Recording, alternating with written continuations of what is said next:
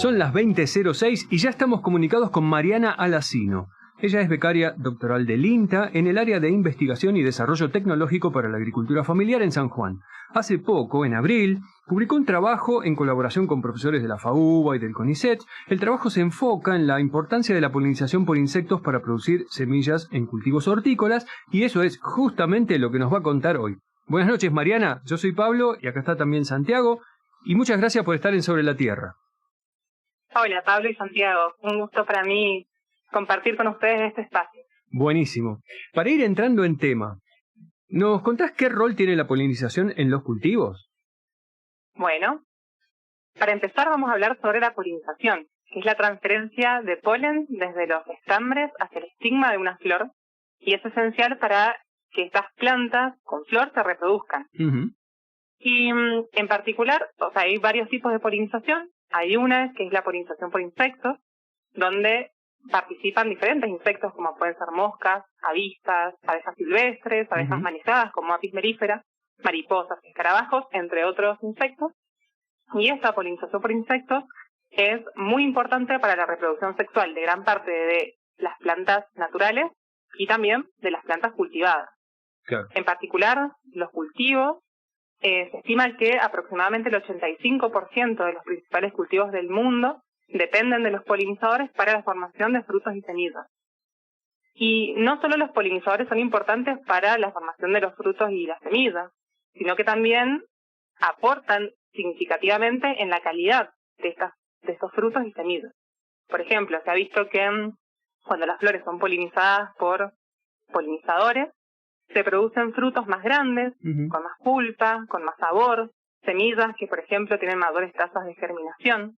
Entonces, los polinizadores realmente aportan mucho en la producción de frutos y semillas de los cultivos. Claro. En Argentina, la polinización entomófila es súper importante para la producción de alimentos, y en particular en San Juan, que es el sitio donde realizamos el estudio que nombraste, es muy necesaria porque San Juan es uno de los principales polos de producción de semilla hortícola del país, por sus condiciones agroclimáticas que la hacen en especial. Y estas semillas son importantes porque son la base de nuestra alimentación sana. Claro. Datazo, Mariana. Me gustaría que nos cuentes, por favor, qué estudiaron puntualmente en el trabajo que mencionaste vos y el que mencionábamos en la presentación. Bueno, este estudio, que como vos dijiste, publicamos hace poquito en Ecología Austral, con el doctor Hugo Marrero, que es un investigador del CONICET, específicamente del Centro de Recursos Naturales Renovables de la zona semiárida, y con el doctor Juan Pablo Torreta, que es parte de la FAUBA y del CONICET, tuvo dos objetivos. El primero fue determinar el aporte de los polinizadores en la formación de frutos y en la cantidad y calidad de las semillas de cultivos destinados a la producción de cultivos destinados a la producción de semilla hortícola. Estos cultivos con los que trabajamos con 5 cultivos. Unos fueron más conocidos y estudiados, como son la cebolla y el zapallo, y otros son menos tradicionales, o por ahí un poco menos relevantes en términos económicos a nivel nacional, pero esenciales para el bienestar y subsistencia de las comunidades locales, que son la chicoria, el rabanito y el repollo.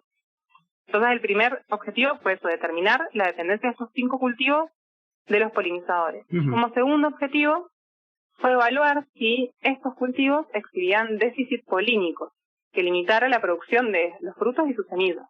Es decir, si los polinizadores presentes en los agroecosistemas eran suficientes para satisfacer las demandas de polen de estos cultivos. Claro.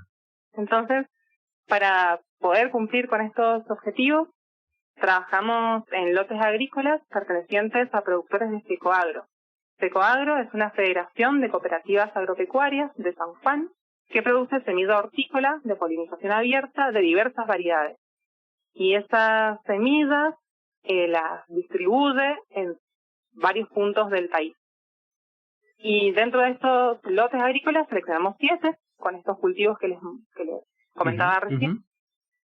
Y bueno, y algo importante es que en estos cultivos no había colmenas de abejas manejadas, sino que nosotros evaluamos el servicio ecosistémico de polinización en estos sitios. Y Mariana, ustedes tenían información previa en la zona sobre polinización y efectos sobre la producción de frutos y semillas, o lo tuvieron que generar ustedes? Bueno, en San Juan hay, como les decía, un polo muy importante de producción de semillas hortícolas. Entonces hay mucha información sobre, por ejemplo, semillas de cebolla híbrida, de zanahoria, alfalfa.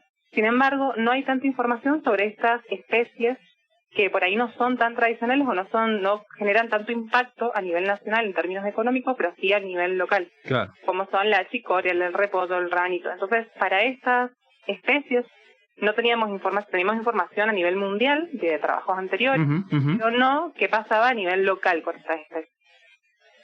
Así que sí, generamos los datos. Buenísimo. Y entonces, entrando un poco en los resultados, ¿nos podés contar qué vieron? Bueno, en general encontramos que la actividad de los polinizadores tiene un efecto positivo sobre la calidad y la cantidad de los frutos y las semillas de los cultivos evaluados. Entonces, esto indica que para promover la producción de semillas, de alimentos como son la chicoria, el rabanito, la cebolla, el repollo, el zapallo, es necesario asegurar en los agroecosistemas la presencia de polinizadores. Y eso se realiza con ciertas prácticas de manejo agrícola. Y por otro lado, y llamativamente, a lo que esperábamos, encontramos que ninguno de los cultivos evaluados exhibió deficiencia polínica en la formación de frutos y semillas. Lo que sugiere que su éxito reproductivo, es decir, la capacidad de producir frutos y semillas, no está limitado por la cantidad y la calidad de polen recibido de manera natural. Claro. Y esto nos lleva a pensar que la diversidad de polinizadores presentes en los agroecosistemas que estudiamos parecería ser suficiente para satisfacer las demandas polínicas de los cultivos. Y creemos que si bien este resultado es positivo, es necesario considerar que esta limitación de polen puede variar entre temporadas. Claro. Entonces sería bueno seguir evaluando para realizar análisis adicionales a largo plazo y no solo quedarse con una temporada como hicimos aquí nosotros. Claro, que no sea como una fotografía solamente de este año. Exacto, sí, porque eso varía año a año. Entonces sería interesante continuar con esos estudios. Estaba pensando que debe haber sido muy lindo ver la diversidad de insectos cuando estaban ahí polinizando, ver quiénes eran, si eran abejas o si eran moscas u otro tipo de insectos. Fue súper interesante. Además, como teníamos diferentes especies de cultivos, podíamos ver la variación en las especies de polinizadores que visitaban cada cultivo. Claro. Variaba, por supuesto, por las características de las flores y un poco por el ambiente donde estaban. Si bien eran todos agroecosistemas más o menos cercanos, también las flores de los bordes y de los alrededores variaban. Claro. Perdona, Mariana, este déficit polínico que decías, ¿eso va variando con las temperaturas, ¿no? Año a año, y también con manejo agrícola, algo así, con cercanía al campo? ¿En qué influye en la calidad del polen? Sí, en realidad el déficit polínico es una limitación en la cantidad de polen que puede recibir la flor para que se genere esta polinización. Entonces, puede variar, sí, y depende de muchos factores. Entre ellos puede ser la disponibilidad de insectos polinizadores. Justamente, en estas fincas, al no colocarse colmenas de Apis mellifera, sí, depende exclusivamente de los polinizadores que estén en el ambiente. Y eso puede variar, por supuesto, con el manejo agrícola que se genere, si hay presencia de agroquímicos, si hay presencia de otras plantas con flor, además de los cultivos, que permitan ofrecer alimento y sitios de refugio y nidificación para los polinizadores. Entonces, sí, depende de varias cosas que se tienen que tener en cuenta. ¿Y vieron algún insecto que fuera específico de alguna, de cebolla o de otros cultivos? Bueno, en el zapallo, por ejemplo, hay una especie de abeja que se llama Eucera peponatis fervens, que es una abejita que está muy asociada a las cucurbitáceas, que el zapallo sería una cucurbitácea. Y esa abeja es muy específica y muy eficiente en la polinización del zapallo. Si bien habían otras especies como Apis mellifera, también encontramos algunas otras abejitas más chiquititas y algunas avispas que visitaban las flores del zapallo. Esta que les comentaba estaba siempre presente. Es una abeja solitaria que nidifica en el suelo Y siempre que hay zapato o algún tipo de cucurbitácea, esa va a estar aparece. presente. Sí. Mira, muy bueno.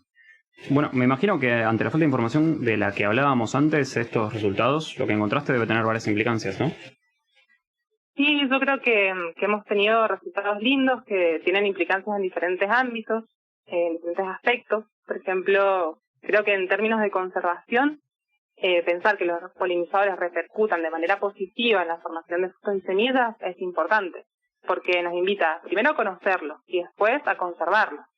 Entonces, esta conservación puede estar dada en los espacios agrícolas mediante el fomento de prácticas de manejo relacionados con esto que hablamos recién, con el aumento de la diversidad de plantas nativas en los lotes o plantas espontáneas también, necesarias para la alimentación y la nidificación de los polinizadores, así como la disminución en la utilización de agroquímicos, por ejemplo. Claro.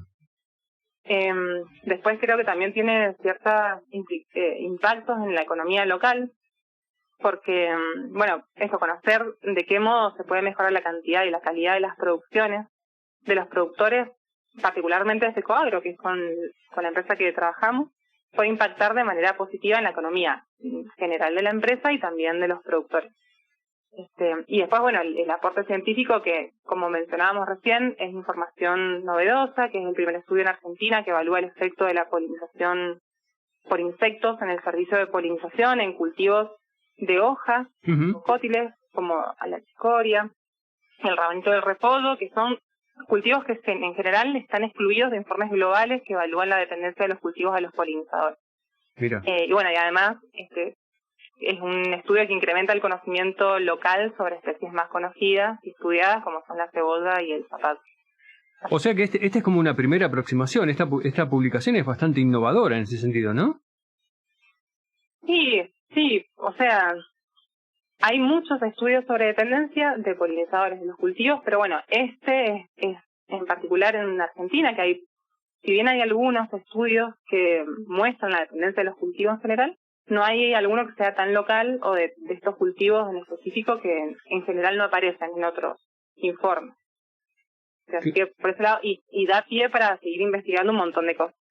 Claro, y en relación con eso, estaba pensando, tal vez durante el desarrollo de la investigación o por ahí a partir de la publicación en sí, si realizaron o si tienen pensado realizar algún tipo de capacitación en que hablabas de la conservación, de la preservación de la biodiversidad, hacer, no sé, tareas de extensión. Sí, nosotros permanentemente estamos en contacto con los productores, principalmente apicultores, pero también con productores de semilla y también con escuelas, así que estamos permanentemente dando charlas y capacitaciones, y en particular con este trabajo nuestra idea es presentar los resultados, que la semana que viene o la próxima tenemos justamente una reunión para presentar esos resultados frente a la comisión directiva de Secoagro, de Comisión de Cooperativas Agropecuarias, que es muy importante en San Juan. Y también tenemos planeado en estos días visitar a los productores que participaron en este estudio para contarles lo encontrado, discutir al respecto y, por supuesto, presentarles un informe escrito técnico que describa lo realizado y los resultados obtenidos. Y puntualmente con la investigación, ¿cómo sigue, Mariana? Ahora vamos a enfocar un poco en algún cultivo de estos 5, probablemente sea la cebolla y el zapallo, que son un poco los más representativos del lugar y los más importantes en términos económicos, y vamos a continuar pensando cómo favorecer el servicio o cómo incrementar el servicio de polinización en estos cultivos para tener más semillas en el caso de la cebolla, porque es para producción de semillas, y en el caso del zapallo para producir más frutos y semillas.